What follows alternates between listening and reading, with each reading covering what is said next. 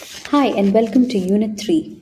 As part of this, the first topic that we are going to cover is called color theory. Let's take a look. Today, we will decide and take a look at something that defines everything that we see, and that is color. What are colors? Colors are basically a function of light and the way it touches objects. Especially, it is a function of how the human eye sees them.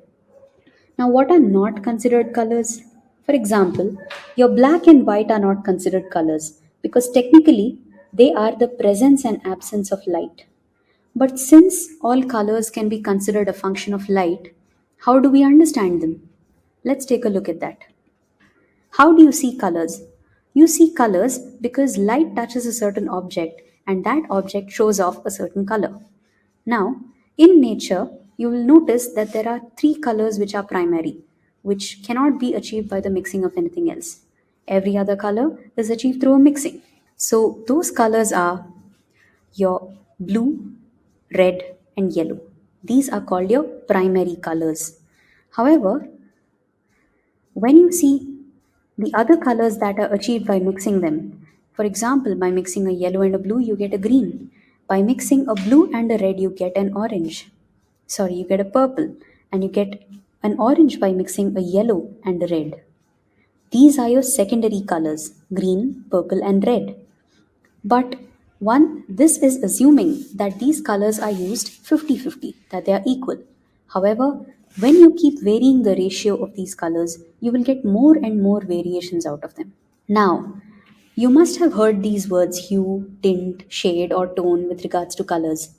While they are all used very interchangeably, at a technical level they have their own meanings. Let's take a look. For example, see this particular range of colors. Now, a hue is something that is completely pure, which is neither dark nor light, where there is no mixing. But what if you want to make this hue a little lighter? If I want to make it lighter, I will take the pure color and mix a little amount of white into it. That makes it a tint. Every color can have an infinite number of tints based on the amount of white I mix in it. Which means if I keep changing the amount of white I mix from the pure hue all the way to white, I will have a scale at my disposal.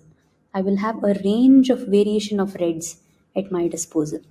Now, this range of colors in which white is mixed and which is not a completely pure hue is called a tint. There is a tint scale that is possible for every single color based on the amount of white you have. Now, what we have next is just the opposite, a shade. A shade is something that is decided by the amount of black that is mixed into a color. Once again, these also progress from the pure color as you gradually keep increasing the amount of black mixed into it all the way to actual black. Funnily enough, white and black also create shades and tints of each other. So, from pure white, it is possible to go through a series of grays all the way till actual black. This is called a gray scale. This has a meaning of its own. The grayscale is unique on its own, and what is interesting is when we take our 50% gray, which is this gray is a perfect balance of half white, half black, you mix it into any other color, any other hue, you get something called a tone. Here, what we have done is we have taken a pure hue, which is an orange, and we have mixed grey in it successively all the way till the end, which is a pure grey. Now, as you see, you will notice that the intensity of color is going further and further down with every successive square from left to right. Now, this property is called desaturation. That is, the intensity of the color gradually reducing and turning into gray.